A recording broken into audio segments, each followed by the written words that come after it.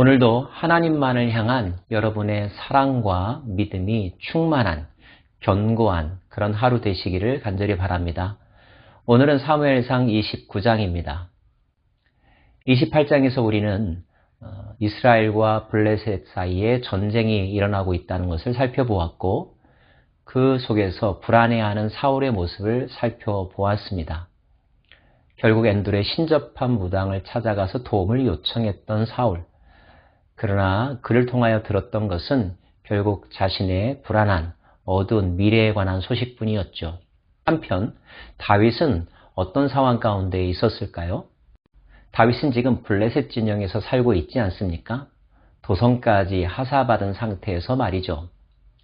다윗은 아기스의 신임을 얻기 위해서 여러 가지 노력을 했습니다. 그 노력은 효과적이었습니다. 아기스는 다윗을 철저하게 신뢰한 것처럼 보입니다. 그런 표현은 28장에도 나오는데요. 그때 블레셋 사람들이 이스라엘과 싸우려고 군대를 모집한지라 아기스가 다윗에게 이르되 너는 밝히 알라. 너와 내 사람들이 나와 함께 나가서 군대에 참가할 것이니라. 다윗이 아기스에게 이르되 그러면 당신의 종이 행할 바를 아시리이다 하니 아기스가 다윗에게 이르되 그러면 내가 너를 영원히 내 머리 지키는 자를 삼으리라 하니라. 전쟁이 나면 참여해야 된다고 말했고 다윗은 마땅히 그러겠다라고 대답합니다. 거기서 공을 세우면 너는 내 머리를 지키는 자가 될 것이다. 이것이 다윗과 아기스 사이의 대화였습니다. 블레셋은 수천 수만의 군대를 동원하여 이스라엘에게로 나아갑니다. 다윗도 그 군대의 한 일부가 되어서 전쟁에 참여하죠. 그런데 문제가 발생했습니다. 아기스의 부하들, 즉 블레셋의 방백들이 이의를 제기한 것입니다. 그들 눈에는 다윗이 믿을 만한 사람이 못 되었던 거죠. 다윗은 분명 유대 사람이고 또 게다가 얼마 전까지만 해도 다윗의 유능함이 유대 사람들에게 널리 알려질 정도였다는 것. 그 유능함이 블레셋 자신들을 향하여서 얻은 전리품, 전과였다는 것.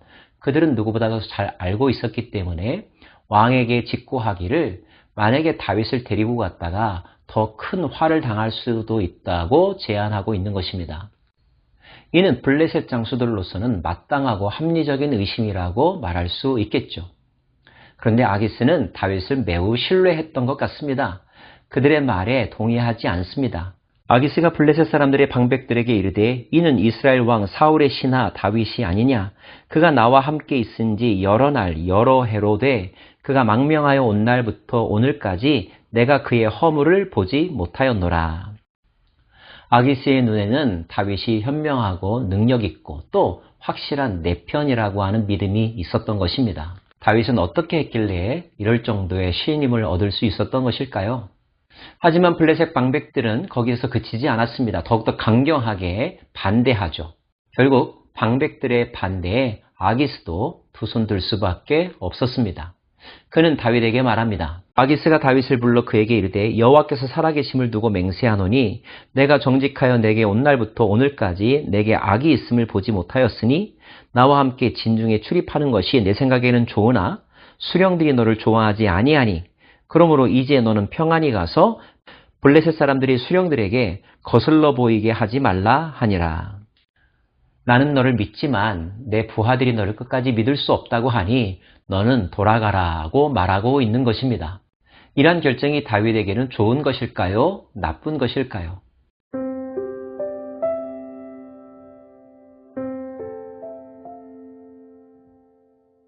그런데 다윗은 아기스가 그리 말했음에도 불구하고 아쉬운 마음을 표현합니다.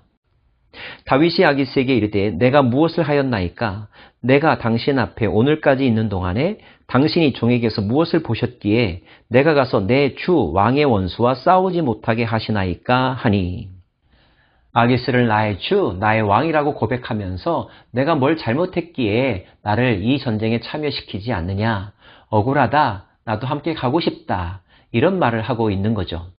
하지만 최종적인 결정은 다윗을 그 전쟁에서 배제시키기로 하였습니다. 결국 블레셋은 이스라엘과의 싸움을 위하여 앞으로 전진해 갔고 다윗은 자기가 거처하던 곳으로 돌아가게 되었습니다. 우리는 이 이야기에서 몇 가지를 질문해 봅니다. 만약에 다윗이 블레셋 군대의 한 일원이 되어서 자기 동족과의 전쟁, 사울 군대와의 전쟁에 참여했다면, 그리고 거기에서 공을 세웠다면 어떻게 되었을까요? 자기를 죽이려고 했던 사울을 블레셋의 힘을 빌어서 물리쳤으니 노련하고 탁월한 선택이었다고 말할 수 있을까요? 전술적으로, 정치적으로는 그렇게 말할 수 있을지 몰라도 명분에 있어서, 그리고 이스라엘의 왕이 될 자격을 논함에 있어서 그것은 매우 치명적인 결함이 될 것입니다. 할례 없는 백성들의 무리, 즉 블레셋군과 하나가 되어서 하나님의 선택받은 백성들과 전쟁을 했다는 것, 이것이 결코 그에게 명예가 될 수는 없었을 것입니다. 반대로 다윗이 이런저런 핑계를 대면서 그 전쟁에 참여하지 않겠다고 했다면 어떤 일이 발생했을까요? 만약 그런 의사를 표현했다면 아기스에게도 의심을 받았을 뿐만 아니라 그를 탐탁하게 여기지 않았던 블레셋 방백들은 앞장서서 다윗을 공격하고 그를 죽이려고 하지 않았을까요? 결국 지금 다윗은 해서는 안 되는 길, 그러나 안 할 수도 없는 상황 속에 처하게 된 것입니다. 이런 상황을 초래한 것은 다윗 자신의 선택이었죠. 그가 그 마음에 생각하여 이르기를 내가 사울을 피하여 블레셋 진영으로 가면 안전하겠다라고 생각하고 한 행동의 결과가 오늘과 같은 일을 초래하게 된 것입니다. 자충수라고 하는 말이 있습니다. 스스로 좋다고 여겨서 선택한 그것이 결국 자신에게 올무가 될 수도 있다는 뜻입니다. 살다 보면 우리가 이런 실수를 할 때가 참 많이 있습니다. 내 지혜를 믿고 다른 사람들의 말이 좋아 보여서 선뜻 그렇게 결정할 때, 그러나 그 결정이 결국 나에게도 또 다른 사람들에게도 큰 멍해가 될 수 있다는 것, 혹시 경험해 보신 적이 있으십니까? 우리는 인간의 연약함을 인정해야 되고, 내가 아무리 똑똑하다고 하지만 그러나 하늘 아래 매라는 사실도 기억해야 할 것입니다. 이 모든 것이 하나님께 질문하지 않은 결과라는 사실도 또한 말이죠. 결과적으로 상황은 어떻게 되었습니까? 아기스가 다윗에게 명하여 다윗을 전쟁에서 배제시켰습니다. 결국 다윗도 큰 해를 입지 않았고 게다가 잘못을 저지르는 죄를 범하지도 않았습니다. 동족 간의 전쟁에 참여하는 그와 같은 일 말이죠. 그렇다면 우리는 여기에서 하나님의 섭리와 하나님의 사랑을 발견하게 됩니다.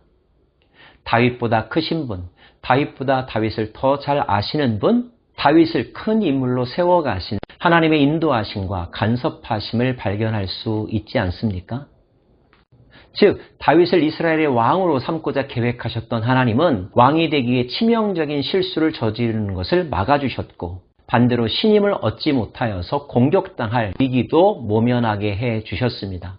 이 또한 특별한 하나님의 묘수라고 말할 수 있습니다. 우리는 이미 살펴본 바가 있죠. 하나님에게는 많은 수가 있다고 말입니다. 하나님은 그 많은 수를 인간이 저질러 오는 실수와 잘못들을 회복하고 복원하는 데 사용하고 계신 듯합니다. 한편으로는 너무너무 감사한 일이지만 한편으로는 하나님께 너무 죄송한 모습이기도 합니다. 사랑하는 여러분, 우리의 한계와 연약함을 인정하십시다.